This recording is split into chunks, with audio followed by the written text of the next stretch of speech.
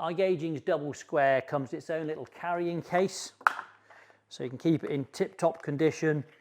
It comes with all the information for the accuracy level of it.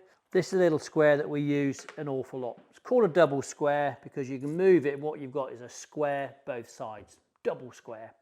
We might use that for our general marking out of small components. We also might use it up on edge for perhaps trying to set up something like a mortise and tenon. We can put him on the edge of our timber, set him to the right position, draw a pencil line from the other side, and use the other side of the double square for squaring off any of our measurements in the other direction. The double square's blade is 100 millimeters long, or 4 inches. So we've got metric and imperial on both sides. You can set this up to any given dimension that you want. So I'll set him up to maybe 20 millimeters. You can lock him off in the right position with the thumb screw, and then you can use him also for drawing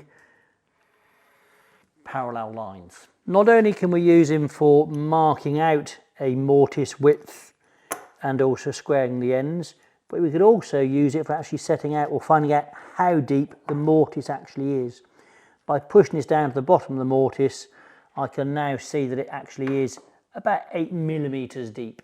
Not only can we use it moving up and down, we'd also push it right to the bottom, tighten him up and use him as a traditional square for checking the inside of joints.